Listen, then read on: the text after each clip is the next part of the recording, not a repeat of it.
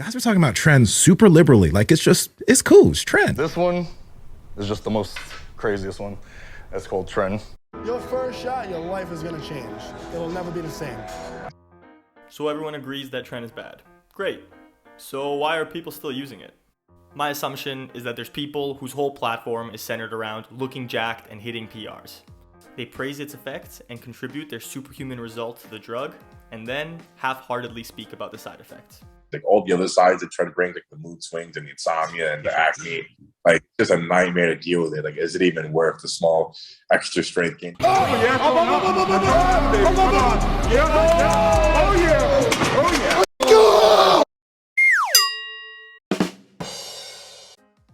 yeah! I wonder why so many people are eager to try Tren. Basically, when these bodybuilding influencers say this, If I take this, this, and that, will I look like you? I tell them to stay away from it. I tell them not to start it.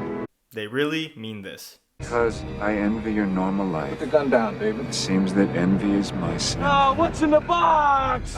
So let's get our own understanding on what Tren really is and why it's such a captivating drug.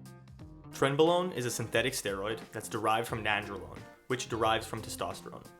Chemically speaking, Trenbolone is a modification of testosterone with an addition of double bonds at the 9 and 11 carbon positions. The addition of these double bonds, as well as the hydroxy group, makes Trenbolone more resistant to aromatization and allows it to bind more strongly to androgen receptors. What makes Trenbolone unique and more potent than other steroids is its binding affinity, which comes from its chemical structure, as we mentioned. This increased affinity for the androgen receptor gives it its androgenic to anabolic ratio of 500 to 500, quite strong. You can find a full list of androgenic to anabolic ratios on our website, link in the description. Trenbolone also has a unique ability to inhibit the catabolic hormone cortisol, which is known to have a negative effect on muscle growth and recovery. By having a high affinity for glucocorticoid receptors, Trenbolone blocks the activation of cortisol by impairing its catabolic effects. It also increases insulin-like growth factor 1, which is a hormone produced in response to stimulation by growth factor. This contributes to the anabolic effects of Tren, but also can lead to a disruption in glucose homeostasis and an increased risk for metabolic disorders such as diabetes. Additionally, Trenbolone has been shown to affect the adrenal gland hormone aldosterone, which plays a role in regulating fluid and electrolyte balance in the body. Trenbolone has been shown to increase aldosterone levels, which can lead to an increase in water retention and high blood pressure. There's 3 different forms of Trenbolone, each with their own specific profile. Trenbolone acetate is the most commonly used form of Tren due to its relatively short half-life of approximately 2 to 3 days. Trenbolone acetate is usually injected every other day to maintain stable blood levels, while Trenbolone enanthate has a longer half-life of approximately 7 to 10 days, which allows for less frequent injections.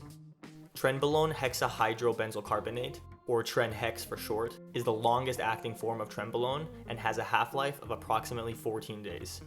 Trenbolone can have moderate side effects, including acne, hair loss, and decreased libido, but can also have severe side effects, such as liver damage, kidney damage, or cardiovascular problems.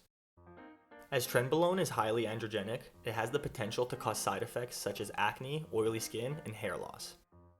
Another common androgenic side effect is erectile dysfunction, or the inability to achieve sexual climax.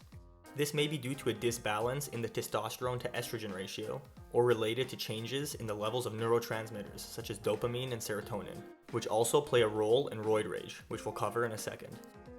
When Tren is injected, it can affect the signaling pathways of prostaglandins or bradykinin, which leads to Tren cough, a coughing fit which presents immediately after the drug is injected. These side effects are tough, but you probably won't die from them. From these next ones though, I don't know if I can say the same. Due to Trenbolone's effects on cortisol and IGF-1, it increases risk factors for other metabolic diseases, such as insulin resistance and glucose intolerance. Additionally, Trenbolone use may lead to an unfavorable impact on lipid profiles, including an increase in low-density lipoprotein cholesterol, or bad cholesterol, and a decrease in high-density lipoprotein cholesterol, or good cholesterol. This change in lipid profiles can increase the risk of cardiovascular disease, including heart attack and stroke, together with the impact of glucose intolerance. In the circulatory system, Trenbolone use can lead to an increase in blood pressure, which can increase the risk of other cardiovascular diseases. The exact mechanism by which Trenbolone increases blood pressure is not fully understood, but is believed to be related to the impact on the renin-angiotensin-aldosterone system, which is how the kidneys regulate blood pressure. As we mentioned that Trenbolone has been modified at different carbon positions, this makes it more resistant to breakdown in the liver. This also increases the liver's workload, leading to an increased risk of hepatotoxicity. This is displayed by an increase in liver enzymes, which are markers of liver damage. The increase in liver enzymes indicates that the liver is working harder to process the steroid, which can lead to liver damage over time.